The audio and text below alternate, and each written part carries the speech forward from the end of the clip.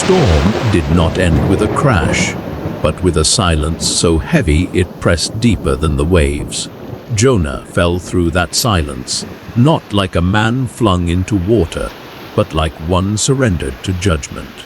The sea, having raged in obedience to heaven, now received him like a grave. He sank quickly, not struggling, not resisting, just falling. His limbs floated weightless, his breath escaped without protest, and his eyes dimmed as the light above retreated like a final mercy.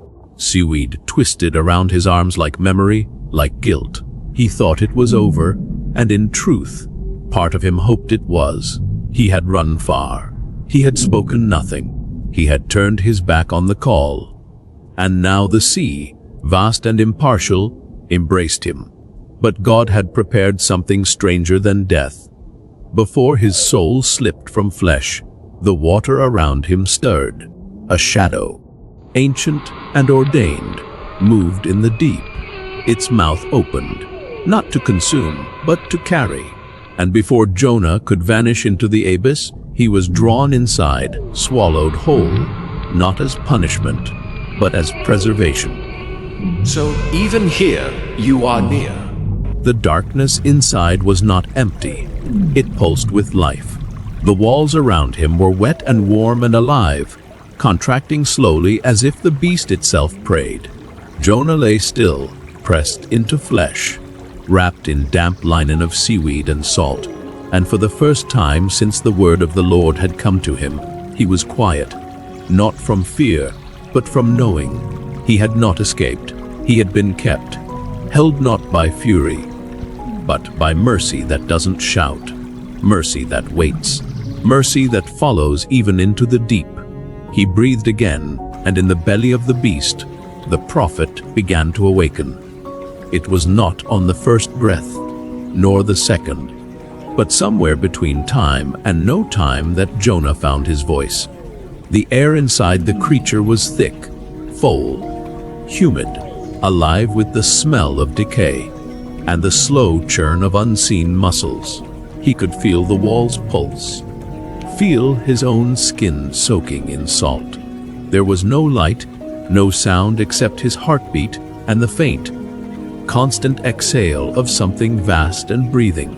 And yet, in that place where no prophet had ever stood, Jonah spoke, not aloud at first, but deep in the silence between memory and regret. I cried out to the Lord in my distress, and he answered me. He whispered, barely able to believe the words he spoke, as if they belonged to someone holier than he. From the belly of Sheol I cried, and you heard. His knees pressed into the flesh beneath him as if it were an altar and earth at once. You cast me into the deep, into the heart of the seas. He continued, eyes closed, voice steadying. And the flood surrounded me. All your waves and your billows passed over me. His voice cracked, but he did not stop. I said, I am driven away from your sight, yet I shall again look upon your holy temple.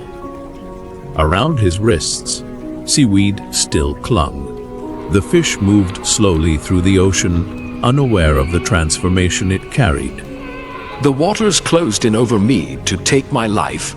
He prayed, his hands trembling. The deep surrounded me, weeds were wrapped about my head. I went down to the roots of the mountains. The earth with its bars closed upon me forever. Then he paused. Something shifted in his voice. Not defeat, not dread, but hope. Yet you brought up my life from the pit, O Lord my God. In the belly of the beast, Jonah prayed for a resurrection, not yet in body, but in soul. Salvation belongs to the Lord. What I have vowed, I will pay. The fish moved onward, unaware it now carried a heart no longer fleeing. The ocean around them grew still, the current easing. Jonah remained curled within the belly, not in fear now, but in reverence. Time was meaningless. Hunger no longer mattered.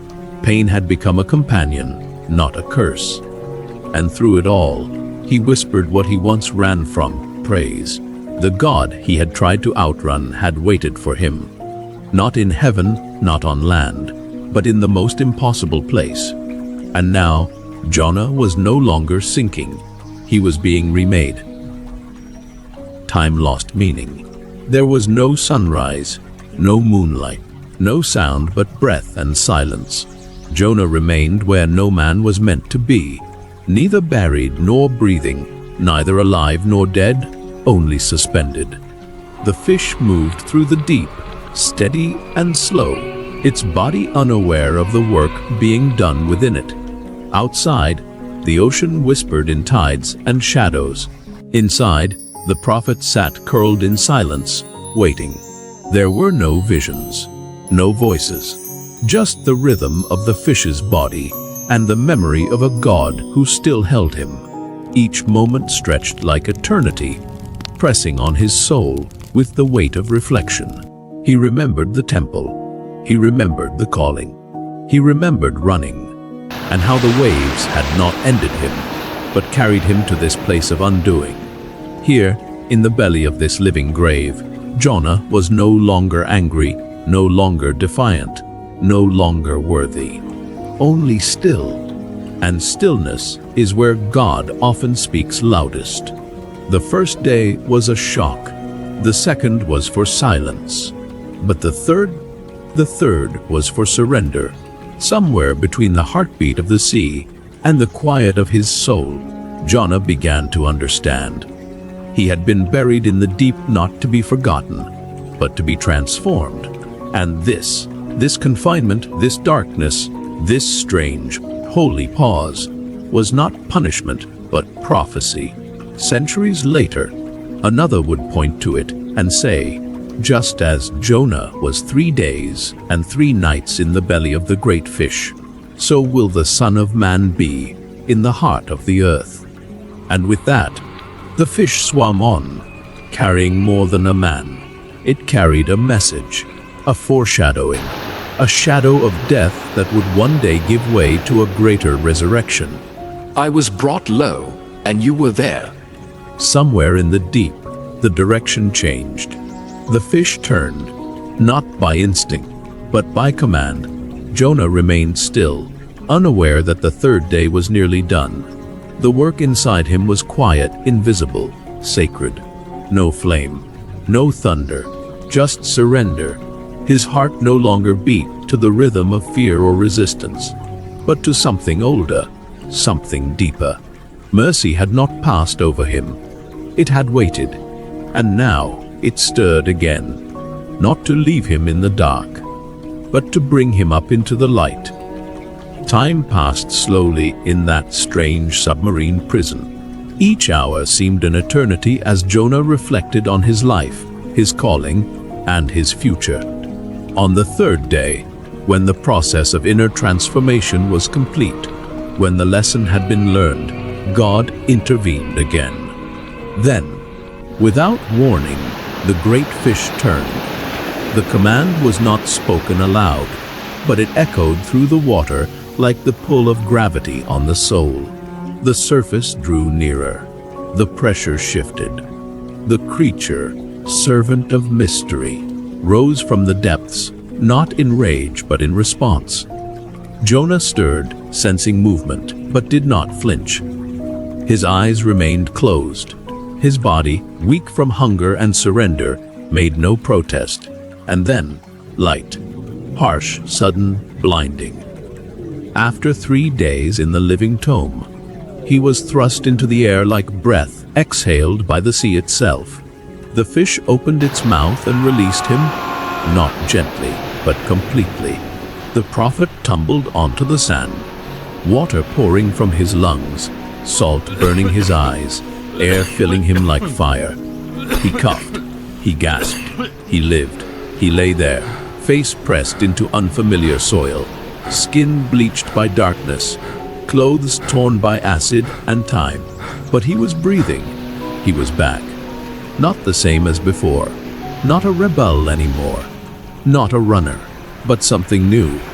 A man who had died without dying, buried without a grave, and raised without fanfare.